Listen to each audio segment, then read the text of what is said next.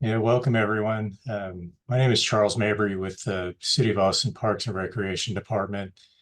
We're going to give people a minute or two to join the meeting.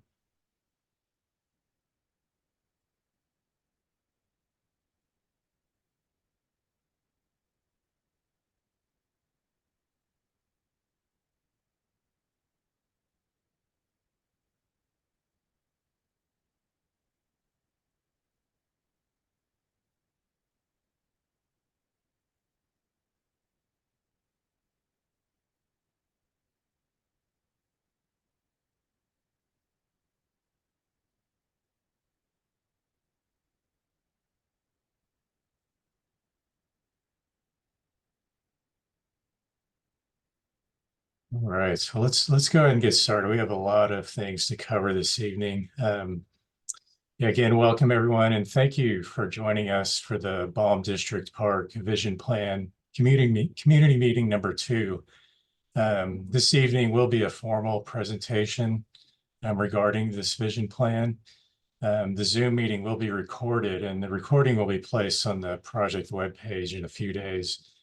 And we do have quite a few participants in this meeting, so everyone except the presenters will be muted this evening. If you have any questions about using Zoom, please use the chat, and we'll try to provide some help with that. Go to the next slide. You can see the symbol for the chat. And mine disappears, so if you roll your mouse over the Zoom meeting, the chat symbol should show up at the bottom of your screen. Again, if you have questions on those, please use that. And you can also, if you have any questions or comments throughout the presentation, feel free to put those in the chat, or you can also email us at balmvision@austintexas.gov. The presentation is being translated into Spanish. And right now I'm going to turn it over to Susana Pimiento to explain how to access the Spanish translation. Thank you so much. Good evening. Thank you to the organizers for making this a multilingual space. If you are on your computer, you can choose your preferred language by clicking the globe at the bottom of your screen. If you are joining us from your cell phone or your tablet, go to the 3 little dots and more. Go to language interpretation, select your language, and press done. If you have any troubles with hearing the interpretation, please let us know in the chat. Gracias a los organizadores por hacer de este un evento multilingüe. Tenemos interpretación. Si nos acompañan desde sus computadores, van a poder escoger la interpretación haciendo clic en el icono del mundo en la parte de abajo de su pantalla. Si nos acompañan desde sus teléfonos o sus tabletas, presionen los 3 puntitos más y ahí encontrarán interpretación de idiomas. Escojan su idioma y no olviden presionar listo.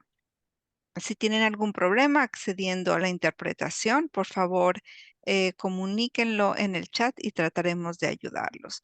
Muchas gracias. Thank you. Thank you, Susanna. I wanted to first talk briefly about why the Parks and Recreation Department develops park vision plans. In short, the plan creates a roadmap for the Parks Department to develop the park. This overall plan and the report that you'll see at the end of this process provides a detailed study of the park site. It determines appropriate park amenities and programming for the site. And it also allows the Parks Department to connect with and provide a voice for the community, all of you tonight that will be using this park in the future. The concept plan also provides strategies for future funding to build the park. For example, when the city develops a park bond program, it's fairly easy to pull out projects and pricing from these vision plans that can be included in the overall bond package. So that's a really big part of developing these vision plans.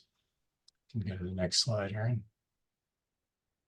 I also wanted to introduce some of the staff helping with this vision process. Adrienne O'Keefe is our community engagement specialist working on the project.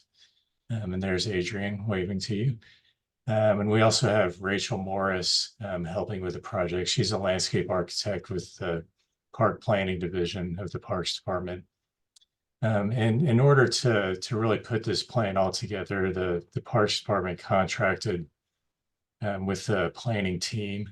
And that team's led by half associates, and Aaron Cooper is their project manager. I'm going to turn it over to Aaron now to introduce his team and also just take us through the rest of the presentation this evening. All right, thank you, Charles. So again, my name is Aaron Cooper. I'm a landscape architect with HAF. I also have Brandon Hay. He's a landscape architect. He's going to be helping out on this project, and he's created some of the illustrations you will see today.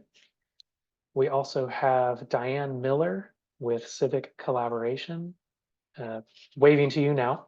And Diane's helping us with public engagement, making sure we're reaching out to everybody that we can. And Susana Pimiento, who you met earlier, is from Language Access Austin. And she and her team will be providing interpretation services. All right, so as Charles mentioned, this is a long process. We started back in May of last year, and we will be working on this project through August of this year. So beginning in May of last year, we got all the data from the site, and we put it together in a base map so that we could understand all of the different aspects of the park and how they influence and react with one another. We walked around the site, took a bunch of photos, and really got to have a good understanding of what's happening there and what has happened there. October through December of last year, we had community engagement round one, and that consisted of an online meeting quite like this one. It also consisted of a meeting with stakeholder groups throughout the area. And it also consisted of pop-up events where we went and let people know that there was an online survey and that there was this process happening. So the online survey was closed in December. And at that point, we started working on preliminary concepts. So from December through January, we were working on these preliminary concepts that we'll be showing you today. So that really kicks off community engagement round two. We started planning these events back in January. Here we are in the middle of February, showing these concepts, and we will have an online survey related to these concepts, as well as additional pop-up events to try and engage the public and have them participate in our online survey. From there, once we've closed this survey, we'll develop a final draft vision plan. So that will be one final rendering as opposed to two alternatives. And so that'll kind of, and then we'll have an online meeting like this one, as well as additional pop-ups to get feedback on that final concept. There may be some tweaks to that final concept before we take it to the Parks and Recreation Board for review in July. There could be a couple minor changes based off of any feedback received from the board. And then the final vision plan report will be provided in August. So the purpose of this meeting is to inform the community about the process that this project is taking and the engagement efforts that we have provided, are providing, and will provide. We want to share the results of that first community engagement round. So really, we're going to dive into some of the data that we got from the first survey. We're going to show two preliminary conceptual plans, and we'll have the data from the first survey and show how that was used to prepare these two concepts. and then we're going to share next steps at the very end.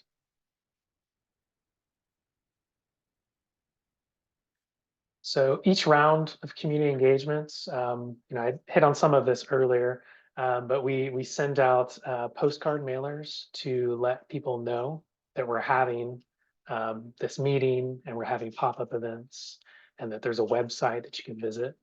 There's also emails that go out letting people know of the website and the survey and events.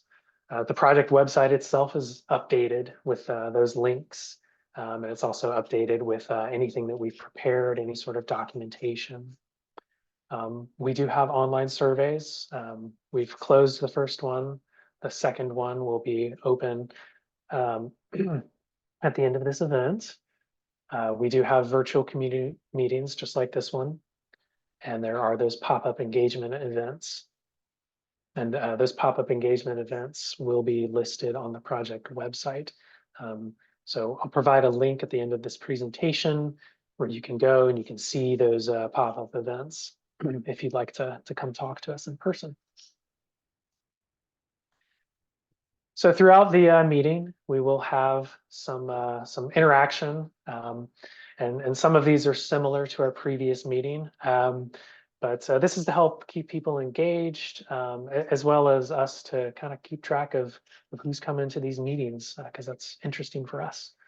So our first question that we want to ask is, how did you hear about this meeting? Was it from an email? Was it from a friend or neighbor, a postcard, social media, or other? And you feel free to type into the chat if it was something else too. So I'm going to give this about a minute to make sure we've got some good feedback. See, we have 54 participants right now. I've got 40 responses. 45.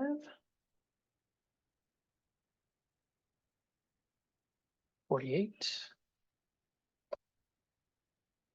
See if we can break 50.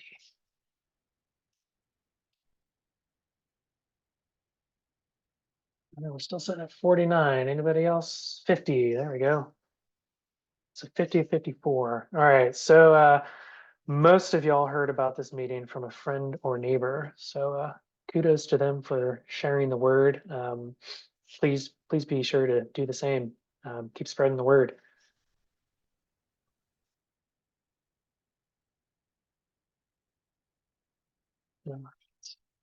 So some of this is going to be a recap from the previous meeting.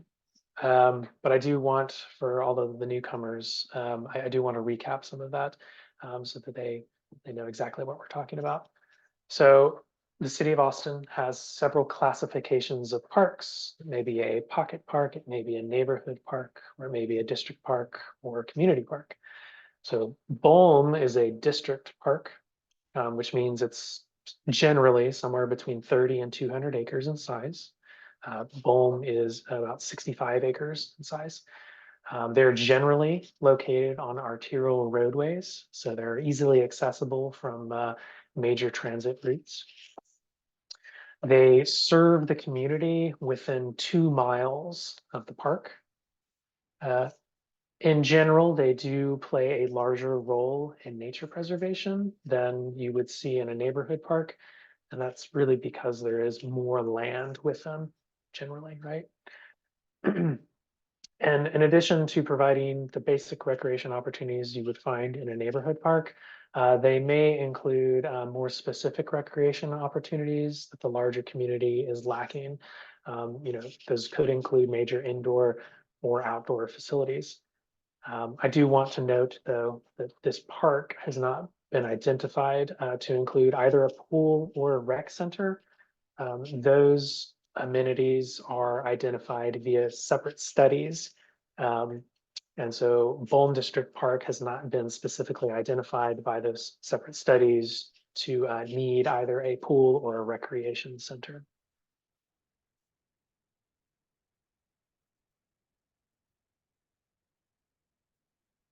So the center of this image is in red, the shape of Bolm District Park, and then radiating out from there are distances. So this is showing that 2-mile service area that I was talking about earlier that a district park serves. So maybe you live within one of these colored rings, and if you do, I want you to try and figure out where you live.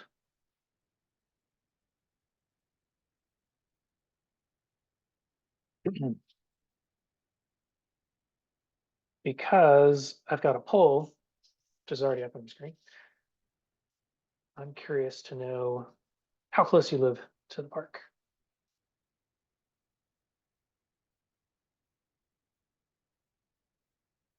So it looks like we had an extra person log on between now and the previous poll. So welcome. You wouldn't mind answering this poll, and happy to have you.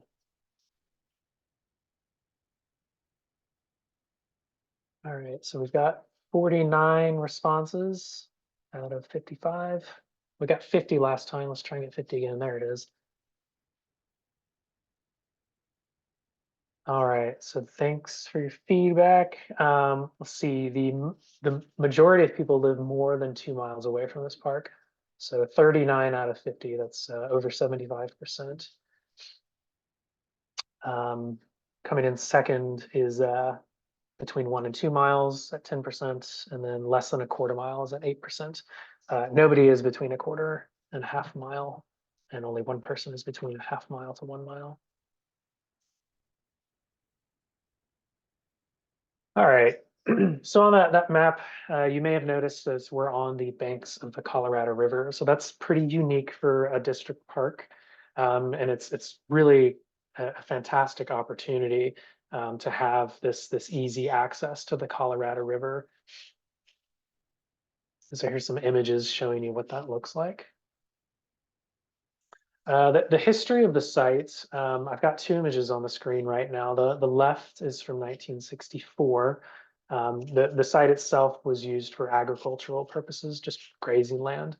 To the south of the site, you can see that there's sort of a lighter color, and that is some aggregates.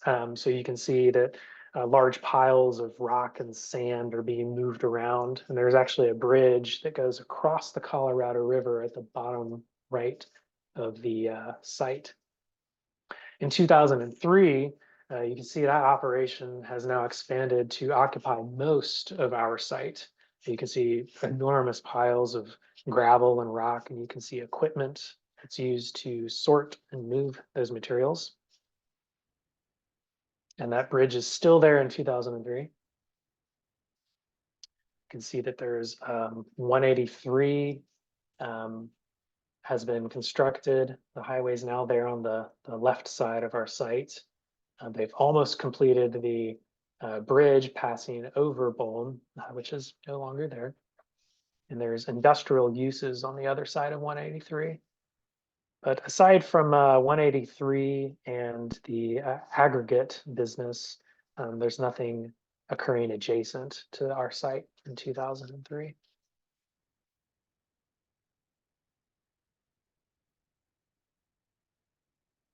So today, we still have the aggregate operation occurring to the south. 183 is on the west side. It's actually changed. There's no longer a bridge over Bolm. Bolm now dead ends into 183 toll. The industrial uses are still on the other side of 183. And there is now a neighborhood, which is Knollwood on the Colorado River. That's now on the northeast side of the site. And there's the Laurel Apartments directly north of the site. One thing that's interesting is while the aggregate business is still to the south, the bridge across the Colorado River is no longer there. In this aerial image, you can see some spoils piles I've been told that those were from a big project in downtown Austin. You can see that there's a lot of disturbed area where soils were compacted and nothing is growing.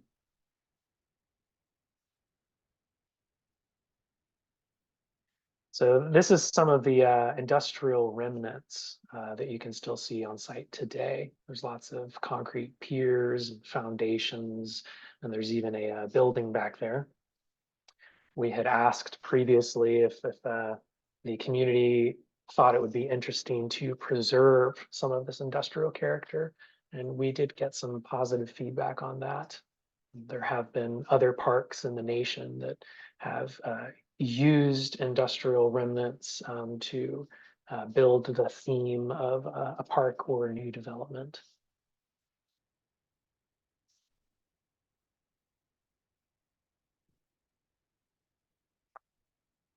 I do want to point out that the Bolm District Park has been identified to include a future central maintenance complex. You can see that area indicated at the north end of our site. This project, our project, has no control over where that's being located or what it includes, but we do want to be sensitive to what's happening there and take advantage of opportunities when they're available. And one of those opportunities is using the entry and parking that is proposed for that maintenance complex and taking advantage of that to use for our site. And that would be on the south side of that maintenance complex.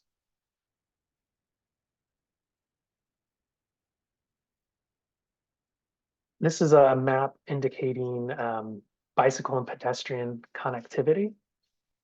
So there's some big purple rings centered around this, and that's saying how far you could get from the center dot in either a 15-minute walk or a 30-minute walk.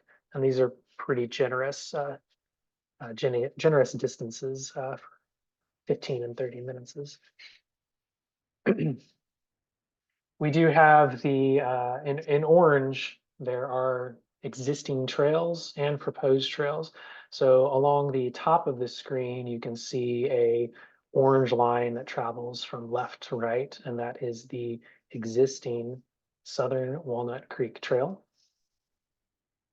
There are orange lines parallel to 183 Toll, and those are existing 10 or 12-foot concrete shared use paths.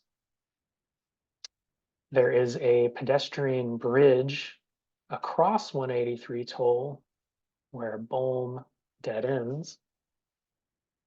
And then part of Austin's long range trail connections, there is the desire to have a trail parallel to the Colorado River. Because that is not built, it is indicated in a dashed orange line.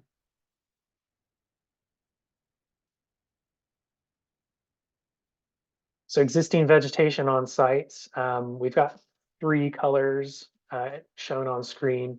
The dark color, dark green, is indicating tree canopy. So these are where our existing trees are on site. And you can see that those are concentrated on the right side up against the neighborhood. The light green indicates grasses and shrubs. And then the white areas where there's no color indicates that there's no vegetation. So this is either heavily compacted soil that cannot support vegetation, or there may even be asphalt or concrete.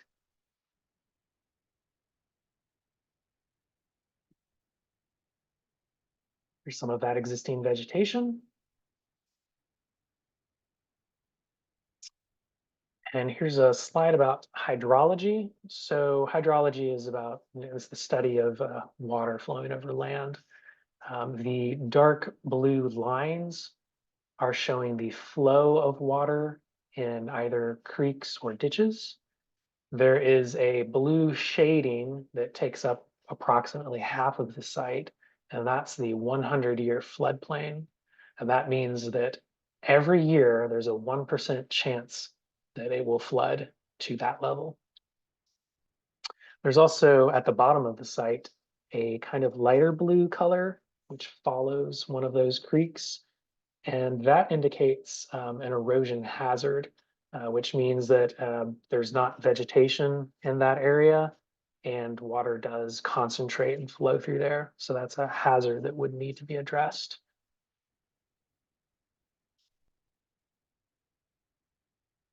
So through our first round of community engagement, we developed 4 community values, which are statements that are intended to guide the development of concepts and the development of this project.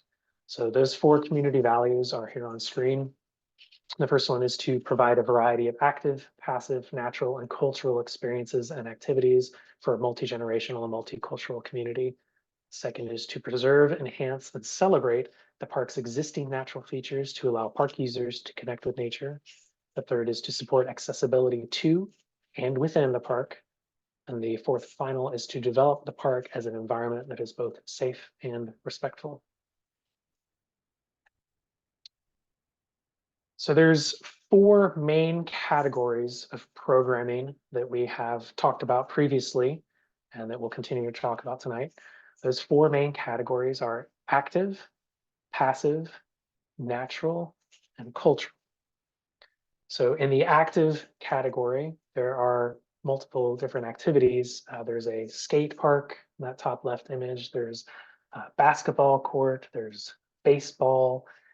There's trails that have very active uses like a mountain bike trail. There may be splash pads, playgrounds, large spaces for events to occur, or kayaking or canoeing. I do want to be careful to say that this is not an all-inclusive list. These are just some of the examples. Out of the passive programming category, there's disc golf, there's small community games like a large chessboard where you may see horseshoes. There is a dog park. There's a space for maybe a Tai Chi type event, or exercise in the park. Fishing is generally considered to be passive. Picnicking and picnic pavilions are also generally considered passive. And birding or nature watching. In the bottom left category are natural programming. We have rain collection with that rain cistern. We have community gardens. We have informative exhibits, like maybe there's a butterfly garden and there's information about what that is. There may be an outdoor classroom. There may be on-site rainwater collection and filtration, or there may be natural playgrounds. For the culture category, you can have small community or neighborhood events. There may be other interpretive exhibits that illustrate what has previously occurred at the site or historically what's happened in the region. There may be food trucks. You can have a variety of experiences from different food trucks. There may be art. It'd be a small free little library in there. And there may be opportunities for sculpture. So those are very broad categories. And we're going to go through each one of these categories and talk about those a little bit more. So on our previous online survey, we had a list, which is here on the screen, of active items. And we asked respondents to select up to 3 of their preferred items out of that list. And I'm not going to go through that list right now because this slide is showing the results of that.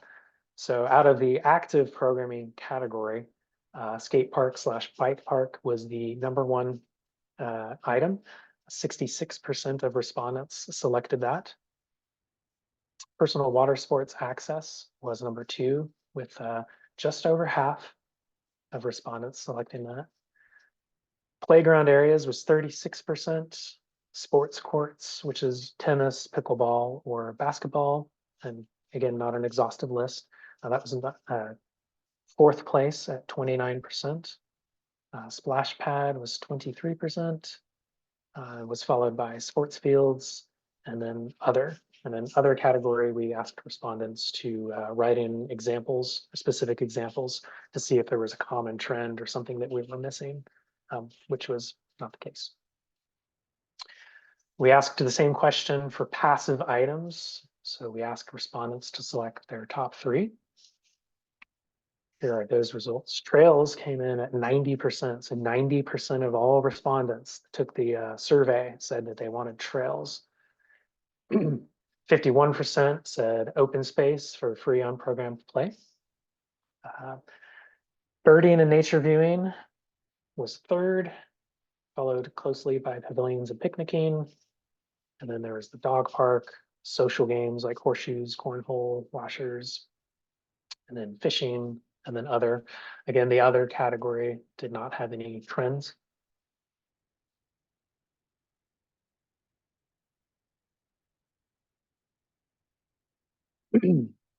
So for the natural and environmental category, we did the same thing. We asked respondents to select their top 3. 71% of respondents wanted to see riverbank restoration in the park.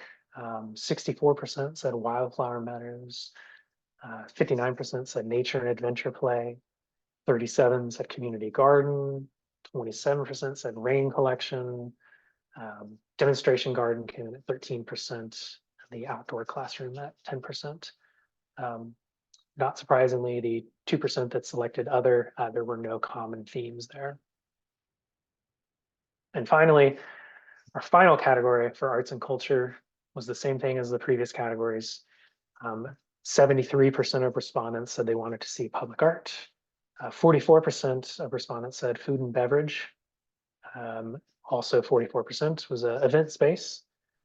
30% said historic exhibits. 23% for community meetings, and 22% for structural and educational programming. And then 5% for other. Again, no common themes with the other category. So there are 4 categories, and we did have ranking of amenities within those categories, but we wanted to know what happens if you put those broad categories against each other. So if you had to rank the 4 categories in order, with number 4 being the most important, having the most value, the highest number, and 1 being the least important, the smallest number. So those results were that active programming was the most desirable category. Natural and environmental programming was 2nd, but it was followed very closely by passive programming. And then arts and cultural programming came in last, pretty significantly. So when we find out what the preferred activities are out of each category, and we find out what the most important categories are, we're able to provide a weighted value for each one of those individual activities. This list is showing us the preferred items that need to be in Bolm District Park based off of public engagement responses. So trails was number 1. So even though it wasn't in the active category, because was it 91% of respondents wanted to see trails, it got ranked so high that it was number 1. Skate park, bike park was 2nd, riverbank restoration 3rd, and then personal water sports access 4th, followed by wildflower meadows, and then on down from there to the least desirable, or rather just not as desired. So this was really important for us to know, what do we need to put in the park? What do we need to make sure we illustrate in our concepts?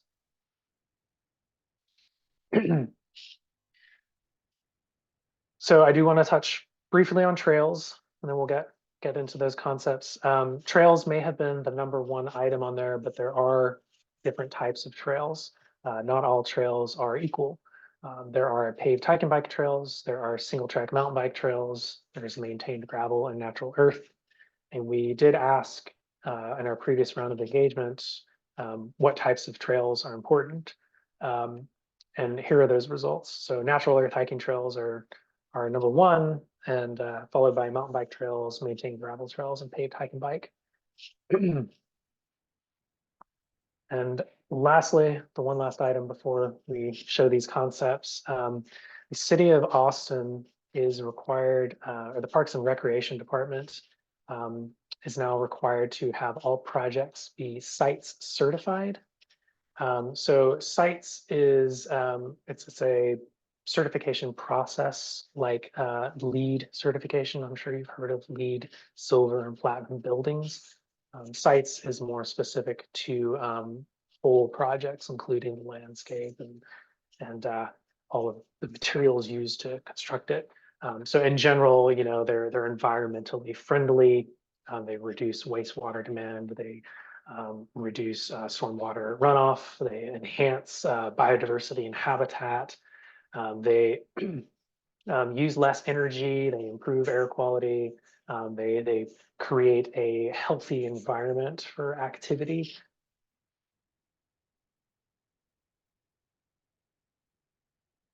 So here we are, first concept. We're just going to call this concept plan A. Sorry to interrupt you. We're going to take a break for just a second, watching the chat to see if there's a few points that we could acknowledge from the comments in the chat. Okay.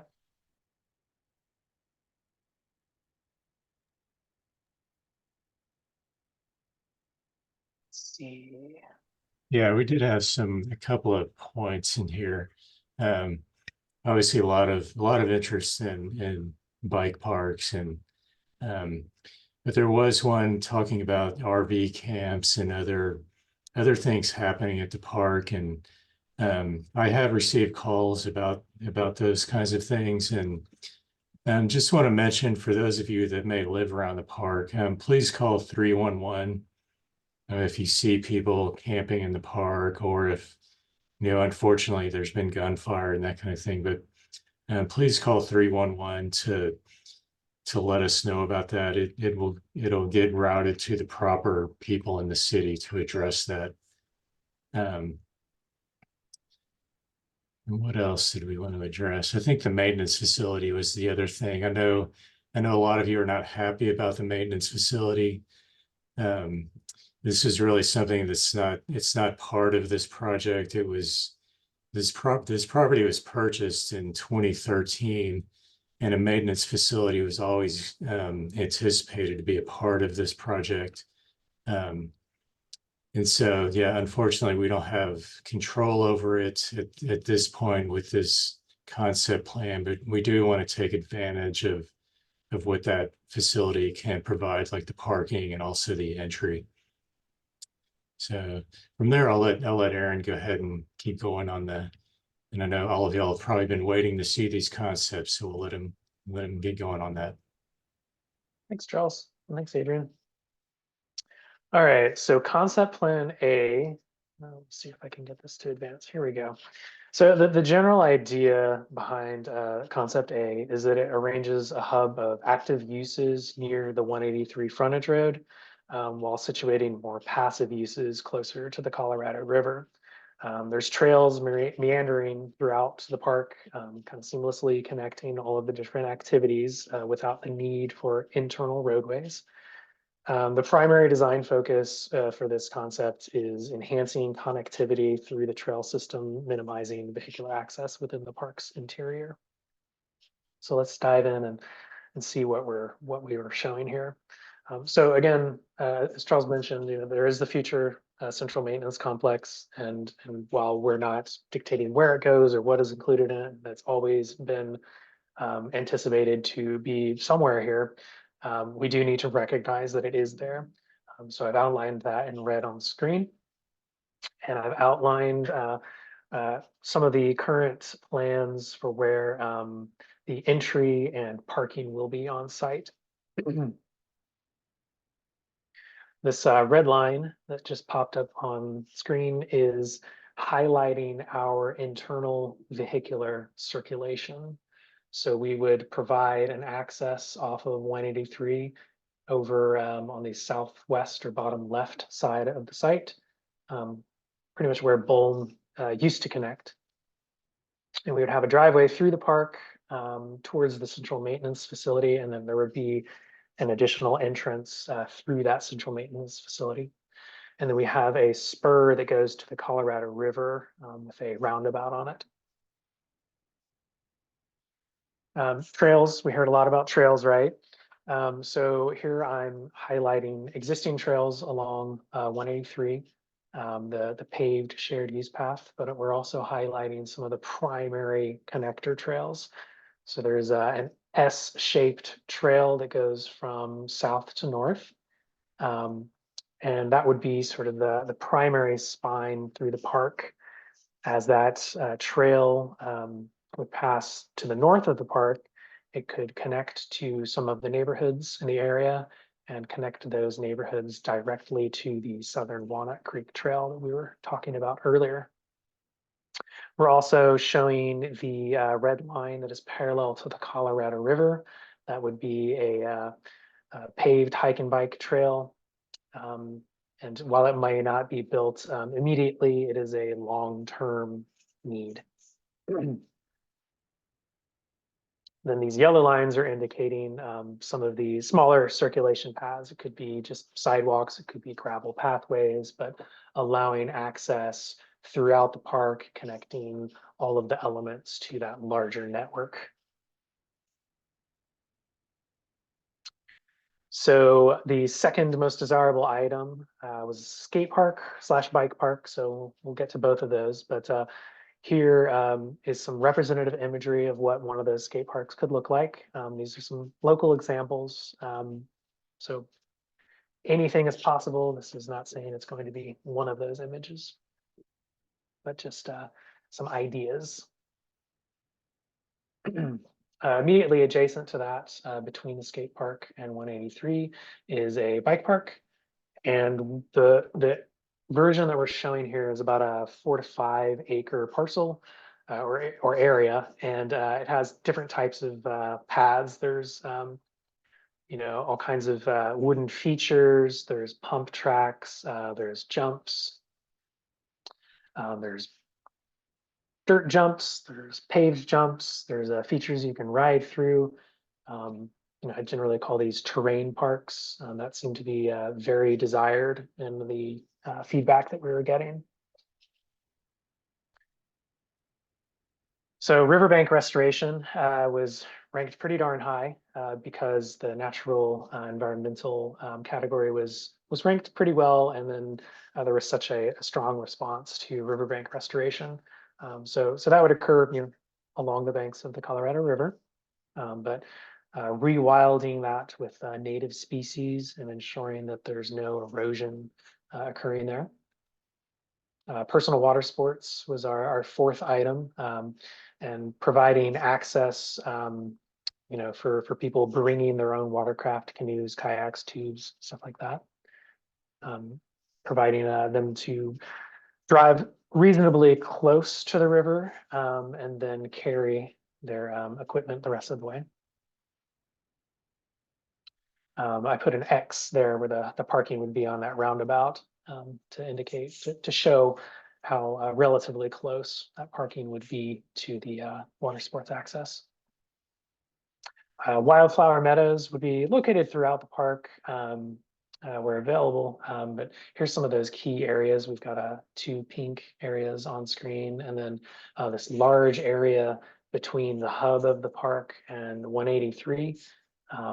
Those sort of concentric rings indicate that there would be a berm or a hill that would be built up between 183 and the park to kind of block the views and also the sound of all the vehicles. And that'd be really cool to have vegetated with wildflowers. Up here at the northeast corner would be a nature and adventure play. So it's sort of a more natural type playground. It may be, you know, built structures like you're seeing here in these images, or it may be, you know, like stumps that people can jump from one to the next. But in general, it's a more naturally themed playground with natural materials. Open space was ranked pretty high. So here's a large open space where people can have picnics.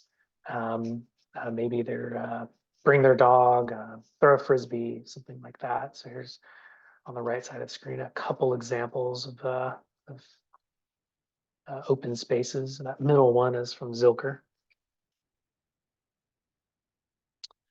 Playground areas is in that pink area right in the center of the park.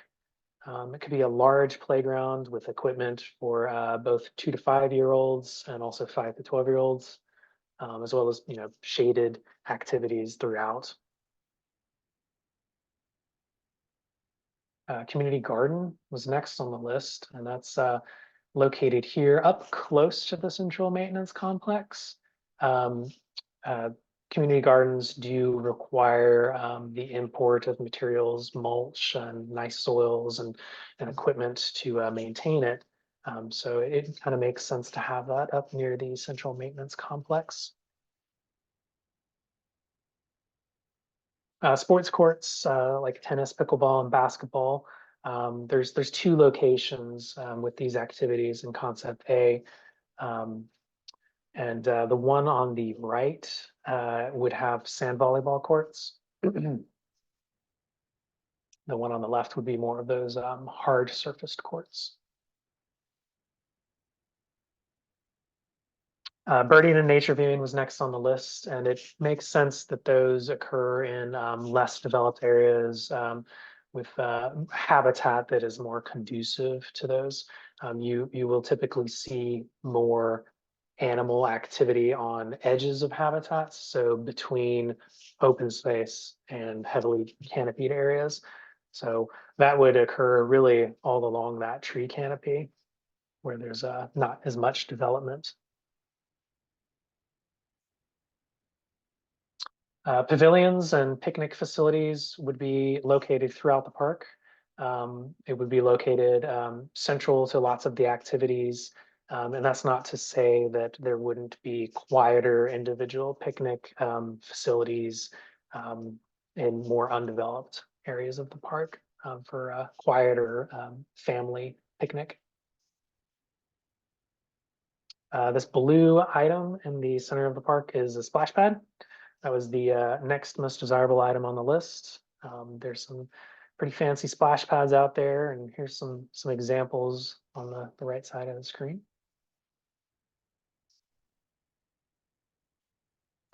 Rain collection was next, and rain collection can occur in a variety of ways. And so this is not an exhaustive list, but it is an identification of some very easy opportunities to collect rainwater. On the images on the right, there's 2 images. The top one is showing how rainwater can be collected in a parking lot, as that rainwater flows across the surface of the parking lot into lower areas where there's plants that can store and filter that water. And then obviously you can collect rainwater off of roofs and store them in cisterns for either slow release back into the natural environment or for irrigating plants. And so, you know, based on just those 2 ideas alone, the red circles are indicating where that could occur in the park.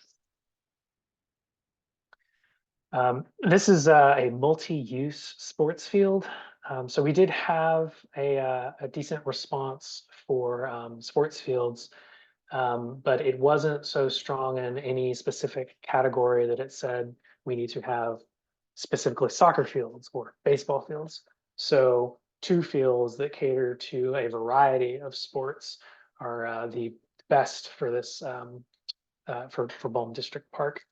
They could be lit to be used at night. They could host both practices and games.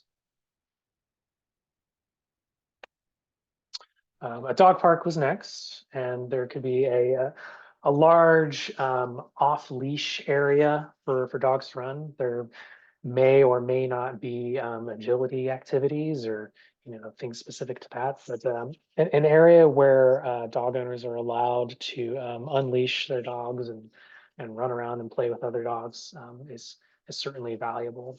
So that's where we're showing it here as we're getting kind of towards the right edge of the park and that more natural undeveloped area.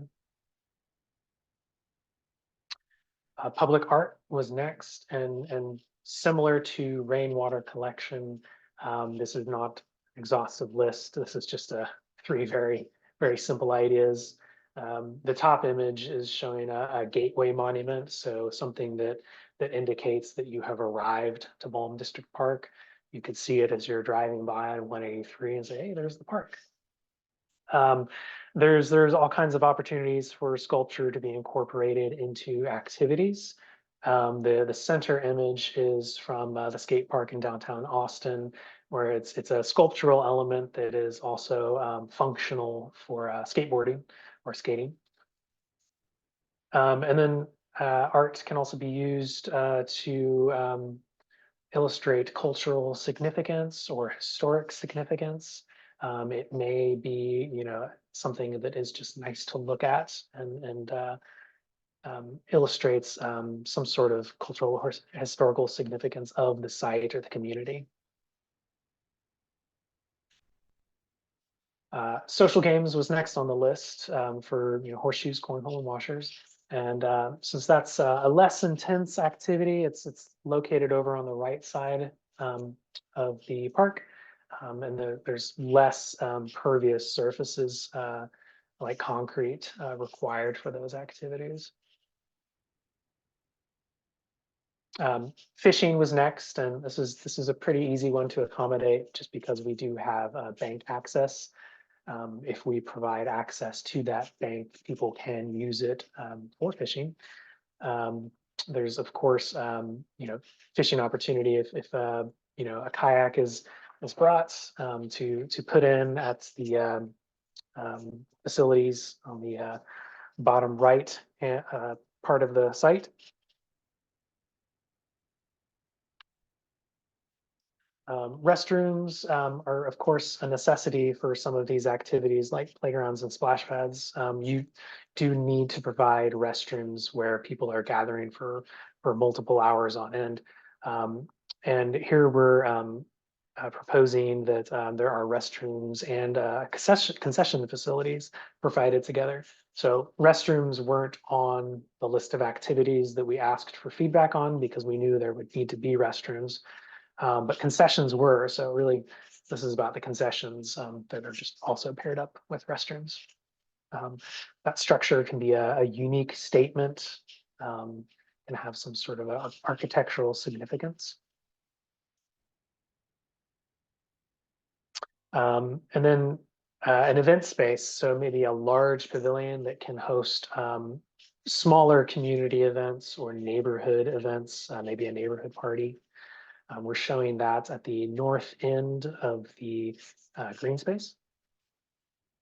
Similar to the restroom or concessions, that can have architectural significance. It can work with other buildings on site or other pavilions and structures on site to kind of dial in the theme.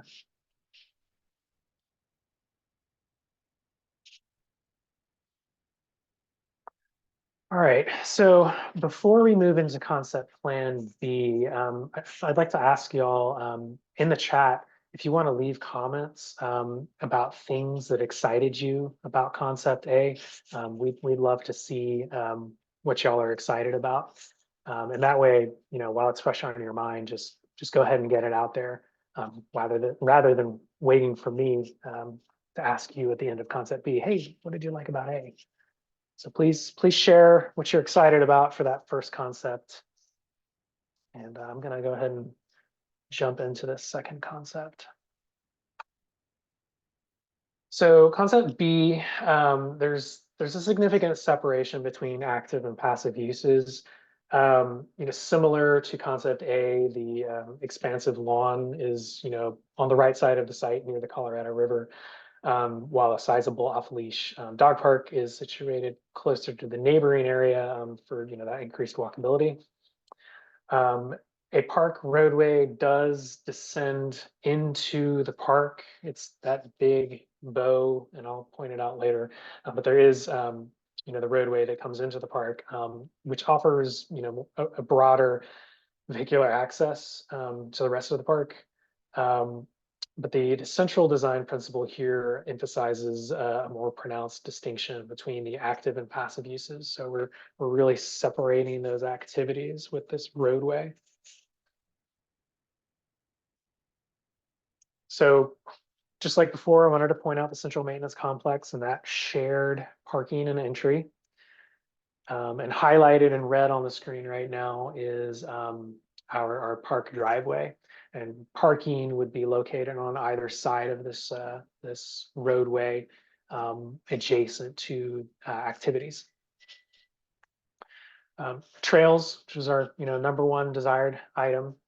Here's sort of a illustration of the north to south access. You can stay on 183 on the shared use path, or you can go through the site past many of the activities on your way towards the Colorado River before cutting north to connect to the neighborhood and onward to the Southern Walnut Creek Trail.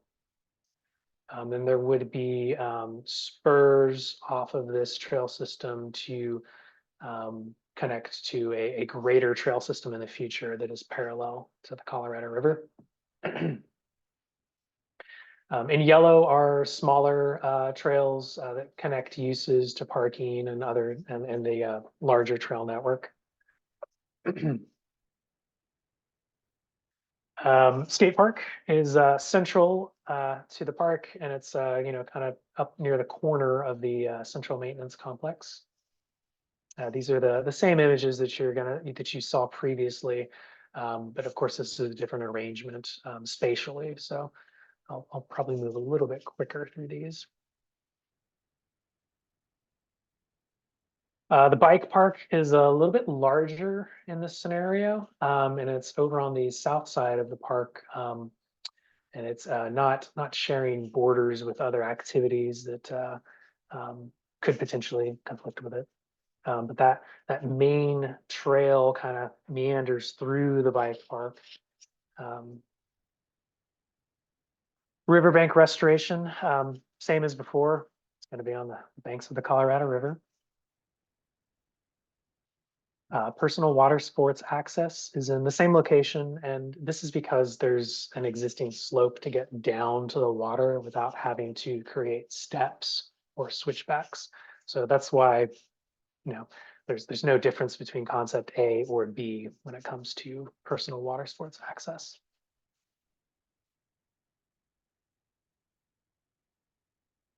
Wildflower meadows would, of course, as concept A did, be located throughout and around the site, and there'd be that significant one between 183 and the core of the park. And as I'm going through concept B, please feel free to write in the chat what excites you about concept B as well.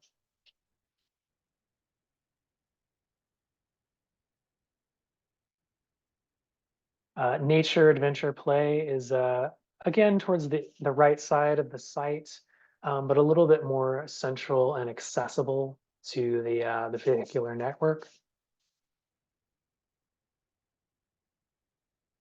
There are 2 open spaces for free unprogrammed play in concept B. It's separated by the roadway.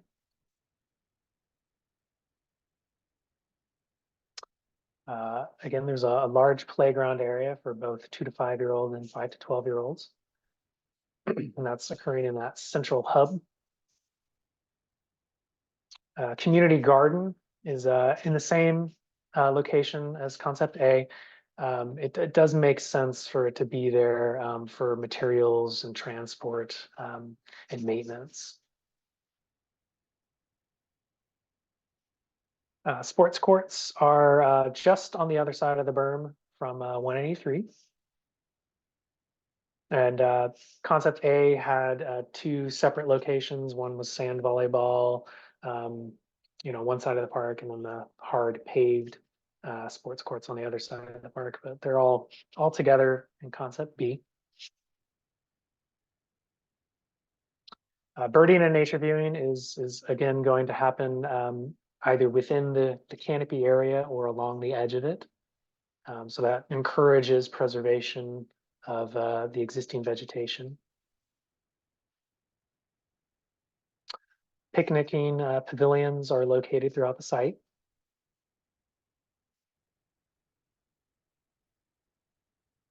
The splash pad is adjacent to the playground in the center of that core area.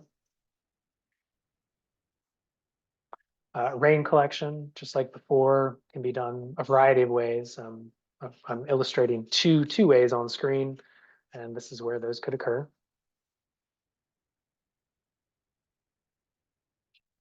There are 2 multi-use sports fields in this scenario. And while they're not directly adjacent to each other, they're a little bit skewed. They would cater to all types of sports: soccer, baseball, football, and they could be lit. And these 2 fields are separated by an alley of trees in this concept.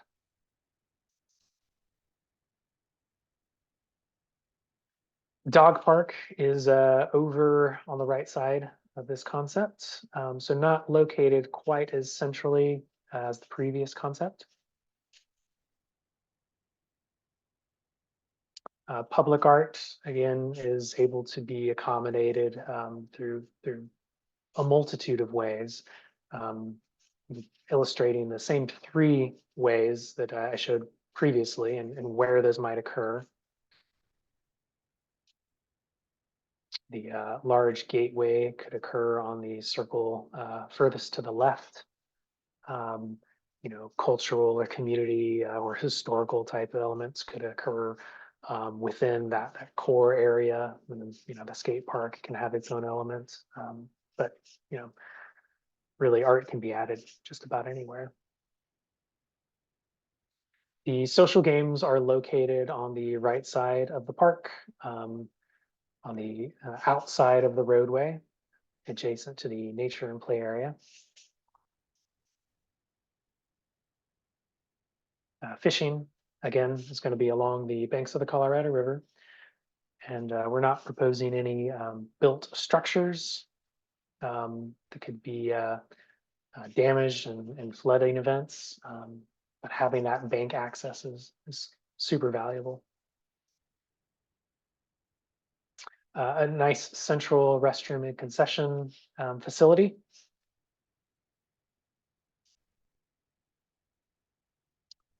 Is again a pavilion and event space for smaller community events. We're not talking Austin City Limits Festival, but very small events. Could be a neighborhood party.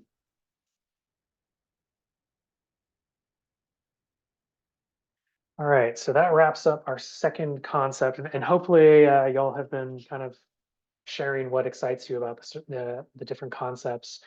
But I do have a poll here for y'all, and based off of this very quick introduction of the 2 different concepts, I'm curious to know which concept plan you're more excited about. Is it either concept plan A or concept plan B? And if you'd like, you can share in the chat why.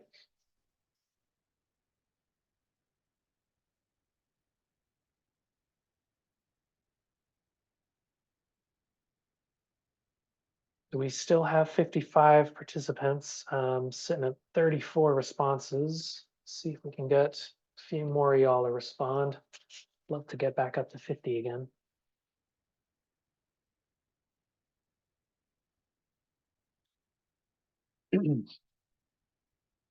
And this is not the online survey. So while I appreciate your feedback here, your response is desired on the online survey. So these concepts are going to be available for viewing online, and prior to your responses to that online survey. So based on everyone attending right now, Concept B is the preferred concept plan.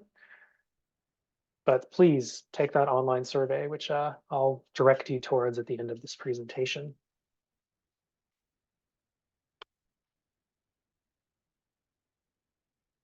All right, so this slide is not important anymore because I was asking you all along to go ahead and share why you were excited about concept plan A or B.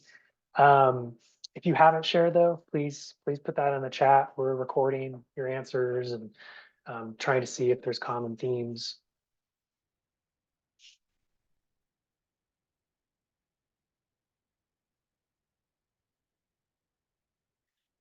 So you've seen this slide before. It's our schedule.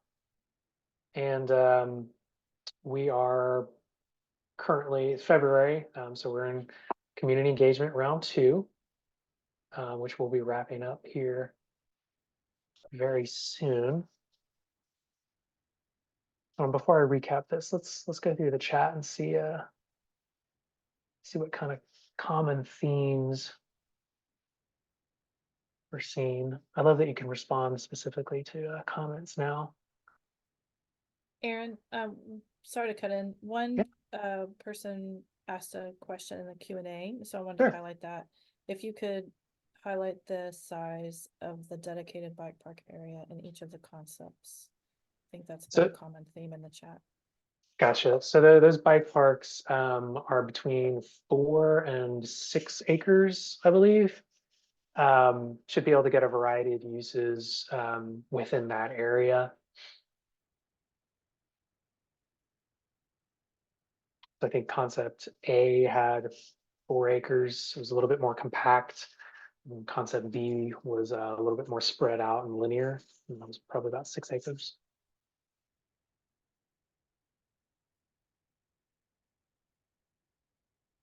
So lots of bike park comments.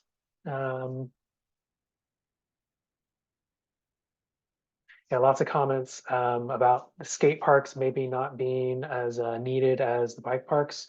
That's a comment or a question we have specifically on our online survey, is because our last online survey put bike parks and skate parks together as one item to rank. And in the current survey, we're asking a little bit more detailed information, like, is it bike parks or is it skate parks or is it both? So I'd really encourage y'all to please take that survey.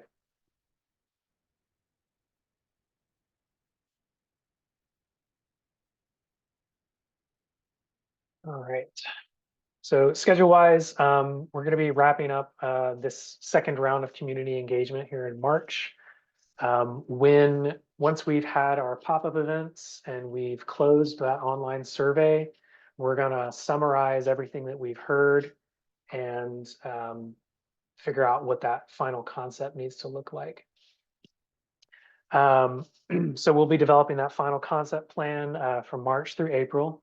We're going to bring that final concept back to the community in April and June.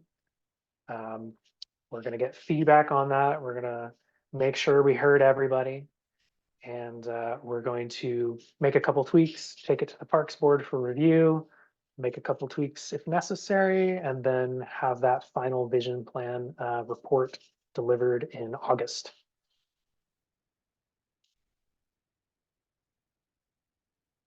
So the next steps are, we really need your feedback on our online survey. So we do have the URL here on screen. We've also got a QR code to make it easy.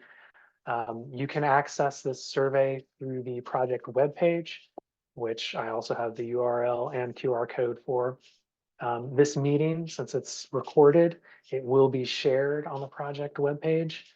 So if you have friends that wanted to attend this meeting but couldn't, or should have but didn't, please share it with them.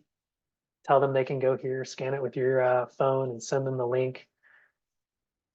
And if there are questions that we didn't get to, I know we didn't get to many questions because we had quite a presentation to get through today. Please email those questions to bolmvision@austintexas.gov. And that is it, folks. Thank you very much for attending. I think we've got 5 minutes left. which we could use to jump into some of those questions. But I might need assistance from the rest of the team to identify those questions.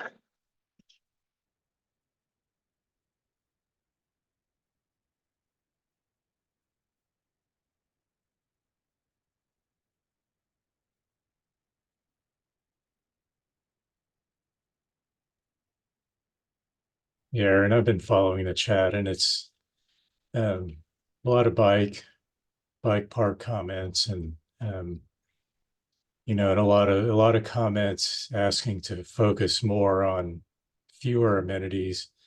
And I just want to, I'll just provide some feedback on that. We as the Parks Department really have to balance how we, the amenities in our parks. We get a lot of requests, and all of these amenities that are in the park are things that were asked for in surveys and in talking with the community.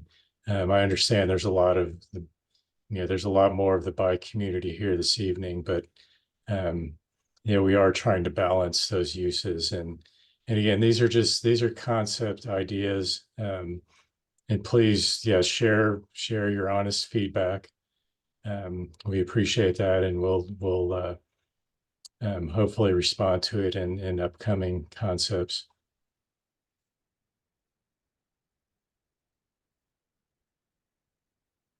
Yeah, certainly one reason you might see a playground in a park like this is that there's not a neighborhood park nearby. So you might include those uses in a district park too.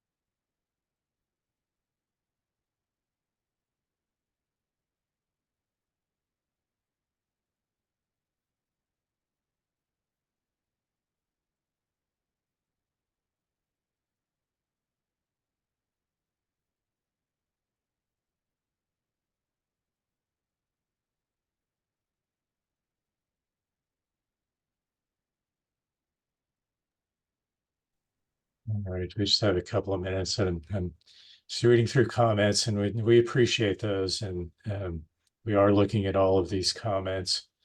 Yeah.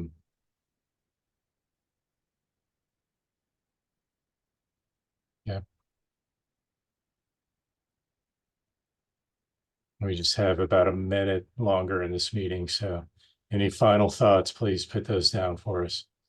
And again, please take the survey. There's room in there to provide your thoughts also.